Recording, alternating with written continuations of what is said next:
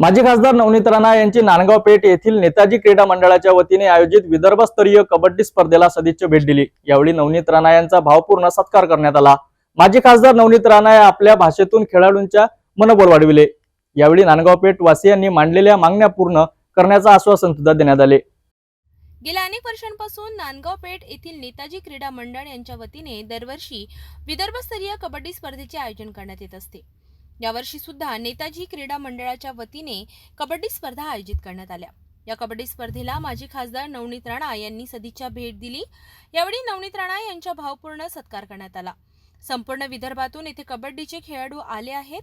त्यांचं मनोबल आपल्या भाषणातून वाढवलं। जीवनामध्ये क्षेत्र कोणतेही असो त्या क्षेत्राच्या मैदानावर मजबूतीने उभं राहिल्याने विजय आपलाच असतो असं नवनीत राणा म्हणाल्या। त्याचप्रमाणे नवनीत राणा यांनी नांदगाव पेठ वासियांनी मांडलेल्या समस्या सोडवण्याचं आश्वासन दिलं। नांदगाव पेठ येथील ग्रामवासियांचे दैवत असलेले काशीबाबा यांच्या जागेला धक्का सुद्धा लागू देणार नाही असाही संकल्प केला। यावेळी विवेक गुल्हाने, श्रीकांत राऊत, अमोल व्यवहारे, भाजपा सरचिटणीस निलेश अग्रवाल, बंटी आमले, मोनू सिंग राठोड, रवी राऊत, सचिन इंगळे, विनोद सुंदरकर, संदीप आकुलकर व मंडळाचे पदाधिकारी व सदस्य उपस्थित होते। जितने भी खिलाड़ी यहाँ पर मैदान में, सभी को दिल से बहुत बहुत शुभकामनाएं देते हैं। एक तो चांदूर बाजार की टीम है, देखो थोड़ा स्वार्थ तो होता है जिले के लोगों के लिए। असं नाही तुम्ही आमच्या जिल्ह्यात आले कारंजाचे लोक, ते कारंजाचे सगळे या मुलांसाठी जोरदार टाळ्यावरून त्यांचंही अभिनंदन करा।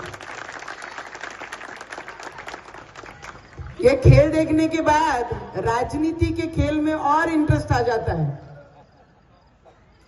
क्या ये खिलाड़ियों को खेलते हुए देखने के बाद मनात एक असते ना अंगार फायर वाली,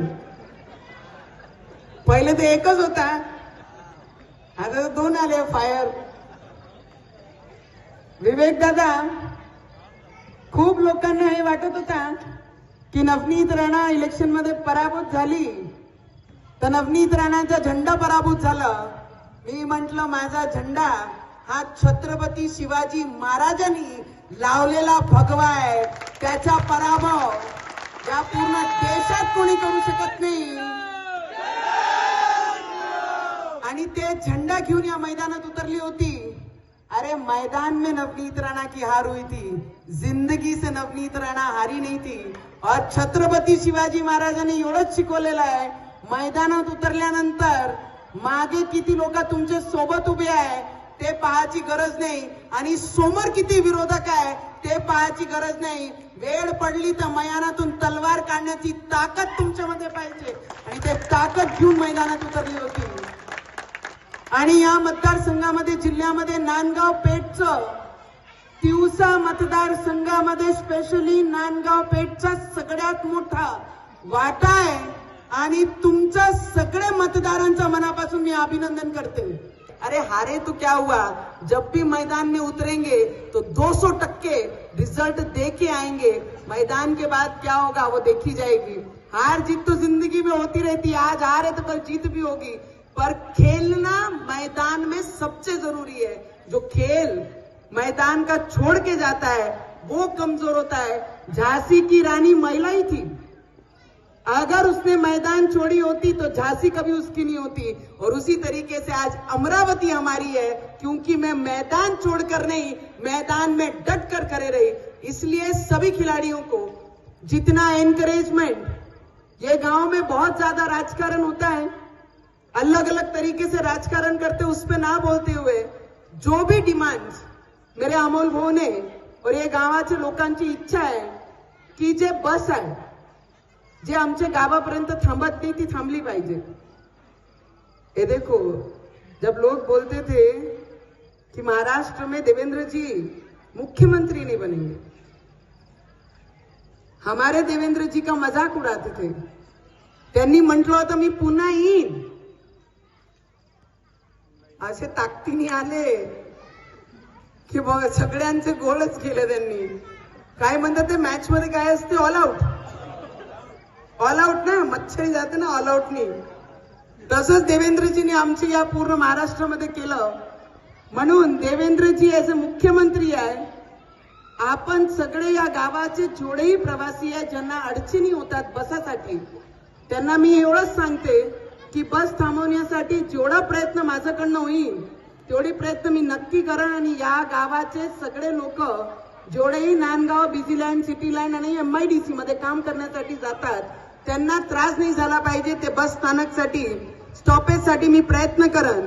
आणि कबड्डीची एक आपण 2 मॅट दिलेले आहे गावात, पण त्याच्यासोबत त्या दिवशी आमचे अध्यक्ष आले होते, आमचे निलेश अग्रवाल भाऊ आणि तुम्ही सगळे अमोल आले होते. तुम्ही त्या दिवशी म्हटलं की आम्हाला अजून मॅट पाहिजे. तर 100% मी तुम्हाला एवढंच सांगू शकते की येणारे काही महिन्यात, 1 ते 2 महिन्यामध्ये आपल्याला गावामध्ये अजून 2 मॅच तुमच्या सगळ्या खिलाडींसाठी ते येऊन जाईल. आणि नांदगाव पेठच्या आम्ही आमच्या देवेंद्रजींना ज्या दिवशी आमचे मुख्यमंत्री साहेब अमरावतीमध्ये आले, हे नांदगाव पेठचे जे टोल आहे ते आपण उचलून, माझा प्रयत्न आहे, माझ्या प्रयत्नाला किती यश भेटल ते वेळ ठरवीन, पण माझा प्रयत्न आहे की MIDC क्रॉस झाल्यानंतर हे टोल जर आपण ठेवलं तर बाकी सगळे लोकांना याचा त्रास न होईल. कामगार लोक जे काम करतात MIDC पर्यंत त्यांना प्रॉब्लेम नाही होणार आहे. येणाऱ्या काळामध्ये माझा हेच प्रयत्न राहणार की हे टोल जे आहे इथून उठून नांदगावची जी MIDC आमची ते क्रॉस करून ते झाली पाहिजे. त्याच्यासाठी आपण प्रयत्न करू. अभी कोई ग्रहण नहीं है ये मतदारसंघ में, इसके लिए हम अच्छे से काम कर सकते हैं. आणि वाचनालयासाठी तुम्ही जर ग्रामपंचायतची NOC दिली, UPSC आणि MPSC चे जे बुक्स नाही आहे त्याची जर NOC तुम्ही मला आणून दिली तर त्याकरिता जे अभ्यास करणारे कॉम्पिटिटिव्ह एक्झामसाठी जे विद्यार्थी बसणारे आहे त्यांच्यासाठी बुक्स गरज पडली, आपण कलेक्टरला मागू, नाही दिले तर मी माझे पैशातून आपल्याला बुक्स पूर्ण देईन. पाननान रस्ते खूप आवश्यक आहे. सगळे विषय मांडले, तुमचा विषयच नाही टोला खेळण्याचं, पण आमची सरकारने तुम्हाला आरक्षण देण्याचे काम सुद्धा केलं आहे. जेवढे लोक खेळतात आहे तुम्हाला जेवढा आरक्षण दिलं आहे ते सगळे आपले सरकार, देवेंद्र फडणवीसजी मुख्यमंत्री उपमुख्यमंत्री असतानाच हे सगळी घोषणा आणि त्याला इम्प्लिमेंट करण्याचं काम केलं. ते पाननान रस्त्यासाठी आपण राजेश भाऊला नक्की सांगू, कारण आमच्या देवेंद्र फडणवीसजींनी घोषणा केली की नो मातीकरण, नो खडीकरण.